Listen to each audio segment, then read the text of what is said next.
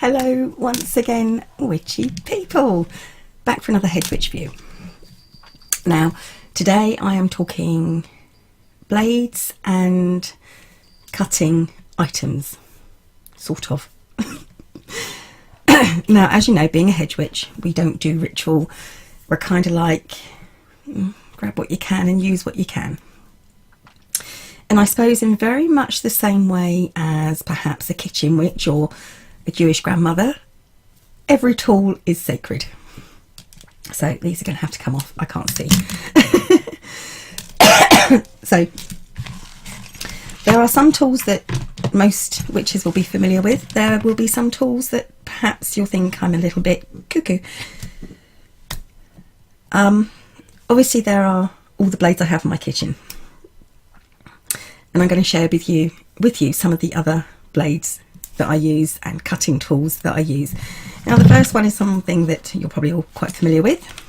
It's an Athame, or an Athame as some people like to call it.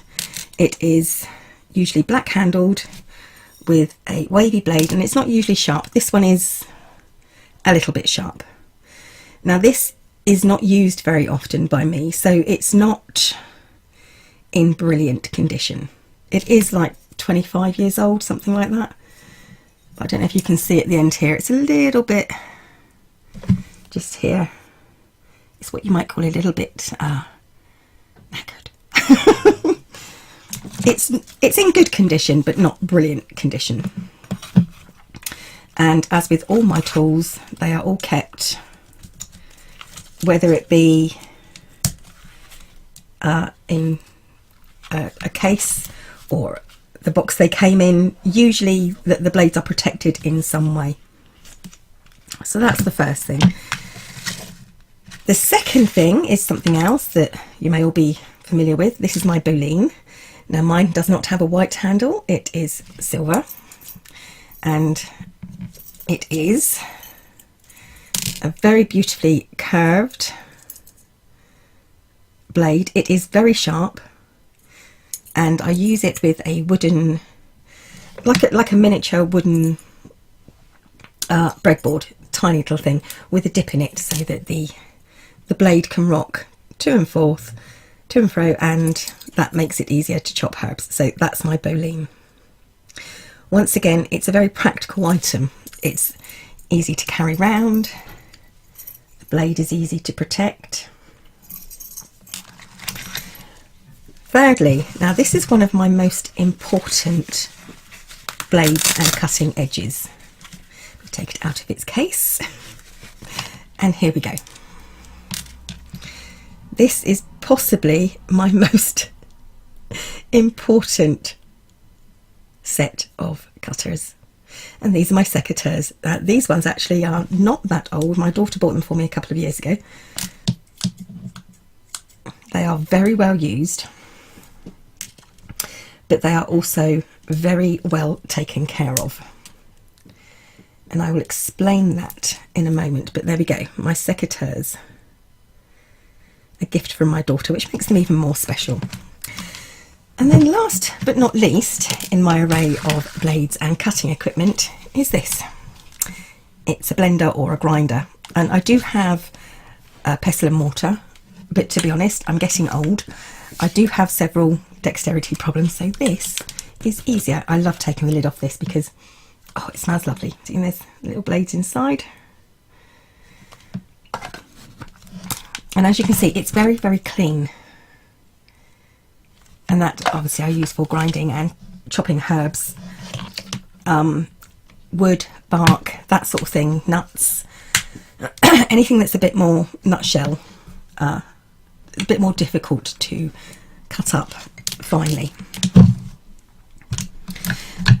So why do we have these special items specifically for a purpose rather than use anything? Like I said, I'm a HedgeWitch, so therefore I should be able to just grab anything and use it, right? Now I do believe that there are some historical reasons why we do have these separate tools, apart from the fact that you have to have the right tool for the right job. Some things do better than others, and like I said, the Athame, it's rarely used. It's not something that I need in my practice, but like most hedge witches, I have these things because I like them. You know, it's this is not blunt edged. I have a sword downstairs also, which is blunt edged, and it is a thing of prettiness. It is something that is kept in the house and kept for me and by me because I like them, not because they have any ritualistic or sacred meaning. I just like them. It's kind of like, I'm a witch, so I should have one of these. We're hoarders and collectors, the lot of us, and if any witch turns around there and says that she's not, she's probably telling a little fib. We are all secret hoarders. So the rest, the other 3 blades and most of my kitchen equipment downstairs, funny enough, now that's different. These things, like I said, specific jobs for specific reasons. There is also another blade that I use recently. Let's get this unwound, and that is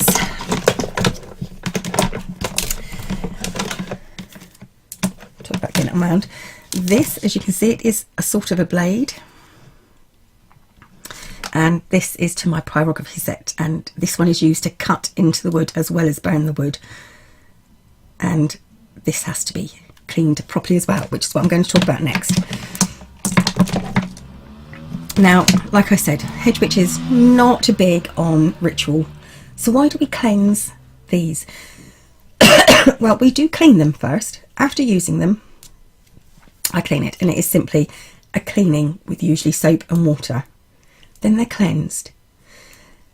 Depending on the blade and how it's used, that can be with smoke, or just by a simple spell, anything, salt, whatever. This one is done through smoke because it's a purification. Smoke does purify. And then it's left to dry, and then the blades are anointed. And this is simply oiling them, and especially, like I said, like I told you, this was sort of like 25 years old. It looks brand new. It's because it's very well taken care of, and it's especially important to oil this one because it has this mechanism at the top to open and close it, and that keeps it really nice. As you can see, it's cleaned and oiled, very well looked after.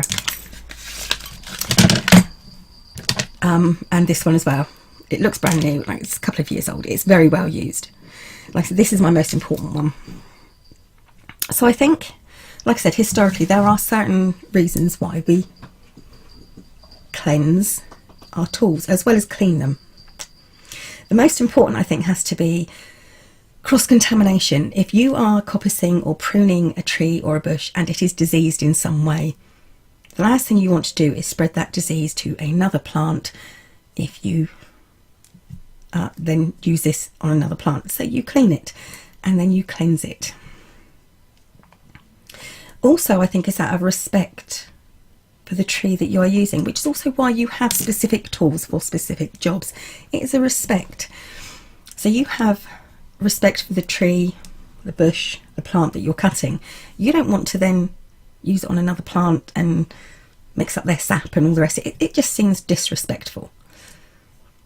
But for the most part, I do believe it is a matter of cross-contamination. It's stopping cross-contamination, which is why we cleanse our tools.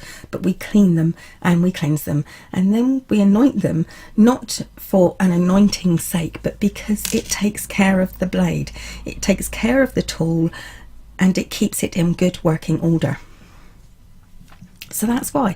These are my cutting and blades. My cutting tools and my blades.